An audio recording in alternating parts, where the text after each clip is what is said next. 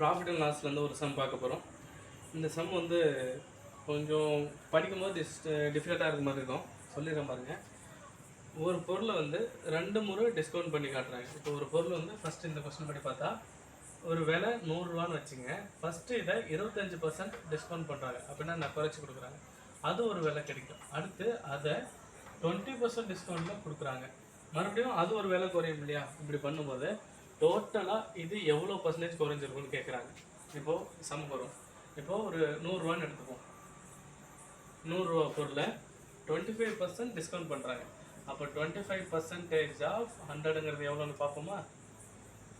25 divided by 100 into 100 25. அப்போது first discount ஆகி கிடைக்கிற வேல்யூ எவ்வளோ? 25 ரூபா. அப்போ ஃபஸ்ட்டு டிஸ்கவுண்ட் ஆனவுடனே இந்த அசல் விலை 100 ரூபாயிலிருந்து 25 ரூபா குறைஞ்சா 75 ரூபா மாறிடுச்சு. இப்போ இந்த 75 ரூபாயிலிருந்து 20% ட்ராப் ஆகுது. பொருளோட விலை ட்ராப் ஆகுதா? அதான் டிஸ்கவுண்ட் பண்ணுறாங்க கூட வச்சு. இப்போது 20% ஆஃப் 75ன்றது எவ்வளோன்னு கண்டுபிடிப்போமா? இதை கண்டுபிடிச்சி 75லேருந்து மைனஸ் பண்ணால் இப்போ கடைசியாக பொருள் என்ன விலை விற்குதுன்னு தெரியும். 20/100 into 75. 25 3s are 75, 25 4s are 100, 4 all அடித்தா 5, 5 3 15. 15 ருபீஸ்ன்றது 75ல் 20%. இப்போது 75லேருந்து 15 மைனஸ் பண்ணால் கடைசியாக விற்கிற விலை 60 ரூபாய்க்கு அந்த பொருளை விற்பாங்க. இப்போ டோட்டலாக 60ங்கிறது 100ல் எவ்வளோ பர்சன்டேஜ்னு நம்ம கண்டுபிடிக்கணும். எப்படி கண்டுபிடிக்கலாம்? எவ்வளோ பர்சன்டேஜ்னு தெரியாது. How many percentage of 100 is 60?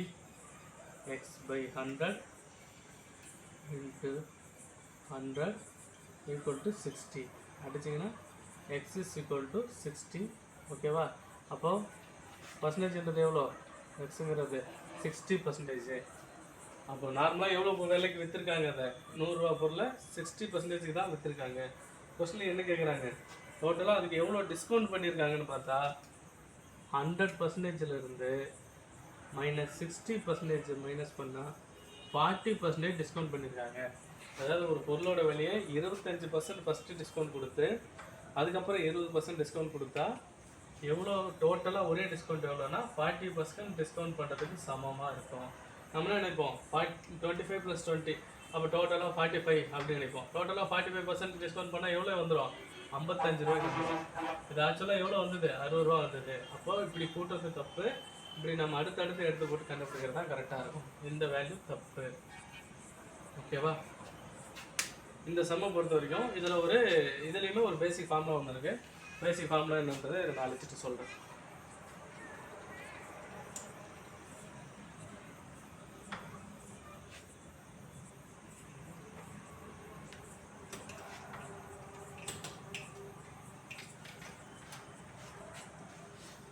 இப்போது செல்லிங் ப்ரைஸ் 2 சக்ஸஸிவ் டிஸ்கவுண்ட்டுக்கு அப்புறம் கண்டுபிடிக்கிறோம். சக்ஸஸிவ் டிஸ்கவுண்ட்னா என்ன? 25% ஒன்று, 21. அந்த மாதிரி 2% ஃபஸ்ட்டு ஒரு பர்சன்டேஜ் டிஸ்கவுண்ட் பண்ணிவிட்டு அதுக்கப்புறம் இன்னொரு பர்சன்டேஜ் டிஸ்கவுண்ட் பண்ணுறாங்க. எப்படி சொல்லலாம்? இப்போ வந்து நமக்கு தெரிஞ்ச ஒரு கடைன்னு வைங்களேன். இப்போ கடையில் ஆல்ரெடி ஒரு டிஸ்கவுண்ட் இருக்கும். அதுக்கப்புறம் நமக்கு தெரிஞ்ச ஒரு அவர் இன்னும் ஒரு 10% குறைச்சி தரம்பா அப்படின்னு சொல்கிறாரு. டிஸ்கவுண்ட் அமௌண்ட்லேருந்து ஒரு 10% டிஸ்கவுண்ட் பண்ணி தர்றாரு. அப்போ 2 டிஸ்கவுண்ட்டையும் கடந்து வரும்போது டோட்டலாக நம்ம எப்படி கண்டுபிடிக்கணும்? ஒரு ஸ்டெப் கண்டுபிடிச்சிட்டு இன்னொரு ஸ்டெப் கண்டுபிடிக்கணுமான்னு கேட்டால் அப்படி பண்ணணும் அவசியம் கிடையாது. டேரெக்டாகவே என்ன பண்ணலாம்? Selling price 1 minus a by b, sorry a by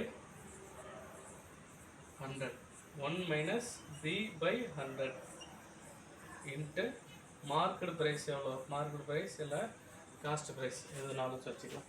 market எவ்வளோ விலைன்னு அதில் போட்டிருக்கோ இங்கே நம்ம பர்சன்டேஜ் a% எவ்வளோ, b% எவ்வளோன்னு போட்டால் எவ்வளோ விலைக்கு நம்ம விற்றுருப்போன்றதை இங்கே கண்டுபிடிச்சிடலாம். இப்போ எடுத்திங்கன்னா இப்போ போன சமயம் நம்ம இதில் அப்ளை பண்ணி பார்ப்போம். 1 மைனஸ் ஃபஸ்ட்டு எவ்வளோ? 25 by 100. இந்த சைடில் 1 மைனஸ் ரெண்டாவது பர்சன்டேஜ் எவ்வளோ? 20/100. மார்க்கெட் ப்ரைஸ் எவ்வளோ? 100 ரூபான்னு எடுத்துக்கிட்டோமா? பார்த்துக்க, இதை அடித்தா 1/4, இதை அடித்தா 1/5 போடுங்க. 4 minus 1/4,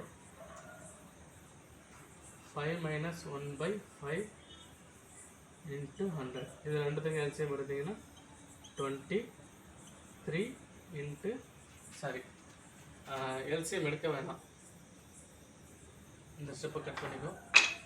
இப்போ கீழே உள்ளதை மல்டிப்ளை பண்ணிங்க. 20 மேலே உள்ளது 3 வரும் 4 வரும். 3 × 4 12 இன்ட்டு 100 அடித்தா 3/5 சாரி 5 தான்.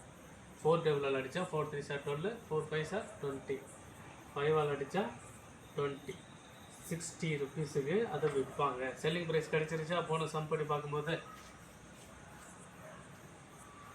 அவ்வளோதான். சிம்பிளாக டேரெக்டாகவே இந்த ஃபார்முலா வச்சு நம்ம செல்லிங் ப்ரைஸை இங்கே கண்டுபிடிச்சிட்டா, அப்போ 60ன்றது எவ்வளோ பர்சன்டேஜ்னு கண்டுபிடிச்சிட்டு அதுக்கப்புறம் 100% 60 மைனஸ் பண்ணால் 40% தான் ஒரே டேர்ம் அப்படின்னு கண்டுபிடிக்கலாம்.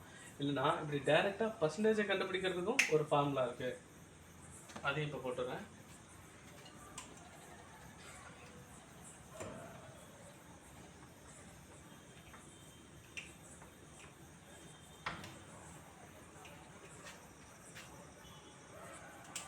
பர்சன்டேஜை கண்டுபிடிக்க என்ன ஃபார்முலானா மொத்தமாக எடுத்துங்க. 1 மைனஸ் a/100, 1 மைனஸ் b/100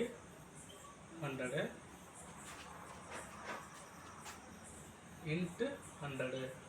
நமக்கு எவ்வளோ பர்சன்டேஜ் ஒரே சக்ஸஸிவ் அப்படின்னு கண்டுபிடிக்கிறதுக்கு பர்சன்டேஜ். சரியா? 1 மைனஸ் இது எவ்வளோ வந்துச்சு போன சம்மில், இல்லை இதுலேயும் திரும்ப போட்டுப்போம். 1 மைனஸ் a எவ்வளோ? 25/100. 1 மைனஸ் b எவ்வளோ? 20/100. இந்த டோட்டலில் இன்ட்டு 100%. சரியா? இது அடித்தா 3/4 சாரி 1/4 1/5. இதை சால்வ் பண்ணால் 1 minus 4 minus 1/4 5 minus 1/5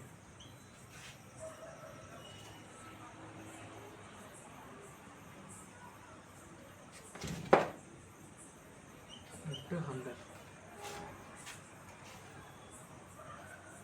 1 minus 3/4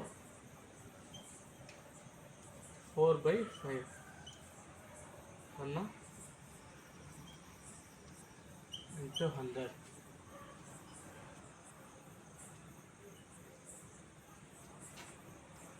1 minus 3 4s are 12 divided by 20 into 100.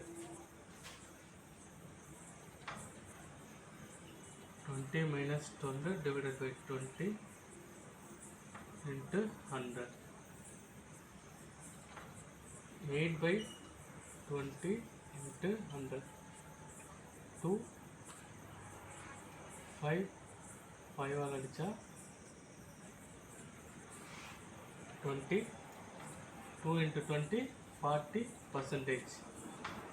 ஒரே சக்ஸஸிவாக 40 பண்ணால் போதுன்றத இந்த ஃபார்முலா வச்சு நம்ம கண்டுபிடிச்சிடலாம்.